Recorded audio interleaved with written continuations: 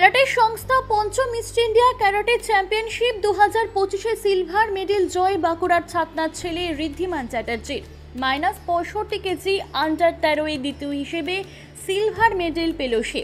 গত 31 অক্টোবর থেকে 2 নভেম্বর পর্যন্ত ইস্ট ইন্ডিয়া ক্যারাটে অ্যাসোসিয়েশন এই চ্যাম্পিয়ন অনুষ্ঠিত হয় উড়িষ্যার ভুবনেশ্বরে। রাজ্য স্তরে সাফল্যের পর সে প্রতিযোগিতায় অংশগ্রহণ করে। এ রাজ্য পশ্চিমবঙ্গ ছাড়াও এই প্রতিযোগিতায় অংশগ্রহণ করে পার্শ্ববর্তী রাজ্য বিহার, ঝাড়খণ্ড ও উড়িষ্যা। এই চ্যাম্পিয়নশিপে পদক জয়ের অভাবনীয় সাফল্যে খুশি ঋদ্ধিমান ও তার পরিবার সহ গোটা জেলা। এবার হাজারো স্বপ্নকে সাক্ষী করে ঋদ্ধিমান খেলবে জাতীয় স্তরে। উল্লেখ্য, ছাতনা চণ্ডীদাস বিদ্যাপীঠের 7ম শ্রেণীর ছাত্র ঋদ্ধিমান।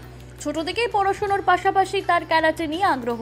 এই ঋদ্ধিমান জানায়, সিলভার মেডেল জেতার পর এখন ন্যাশনাল প্রতিযোগিতায় অংশগ্রহণ করবে সে।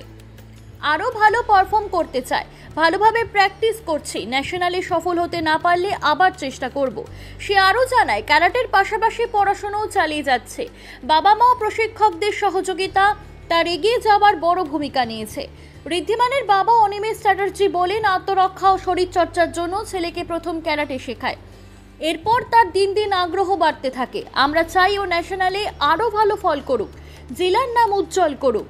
ঋদ্ধিমানের এই সাফল্যের বিষয়ে তার প্রশিক্ষক আর্যস্মান সরকার বলেন, কঠিন সিলেকশন প্রক্রিয়ার মধ্য দিয়ে ঋদ্ধিমান সিলভার জিতেছে এবং ন্যাশনালের জন্য নির্বাচিত হয়েছে। একজন কোচ হিসেবে আমি অত্যন্ত গর্বিত ও অত্যন্ত পরিশ্রমী ছাত্র। ইস্ট ইন্ডিয়া চ্যাম্পিয়নশিপে সেকেন্ড হয়েছি, এটা তো আমার খুবই ভালো লাগছে। এরপরে আমি ন্যাশনাল যাব, তো সেই ন্যাশনালে আমি ভালোভাবে পারফর্ম করতে চাই। তো সেখানে ভালোভাবে পারফর্ম করে আরও উঁচু জায়গায় উঁচু স্তরে যেতে চাই। এটাই আমার অনেক সৌভাগ্যের ব্যাপার কি যে আমি হয়েছিল তার শুরু ওর আজ থেকে করোনার আগে মোটামুটি বছর 6-7 আগে থেকেই ক্যারেটা শুরু হয়েছিল। ছোট থেকেই ওকে ক্যারেটাতে ভর্তি করেছিলাম। ক্যারেটাতে ভর্তি করার পিছনে আমার উদ্দেশ্য ছিল সেলফ ডিফেন্স এবং শরীরচর্চা।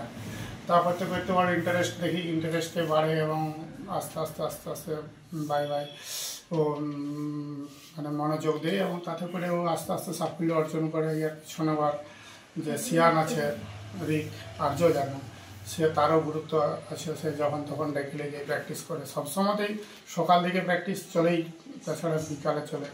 প্র্যাকটিস প্রচণ্ড মাত্রায় করতে হয়।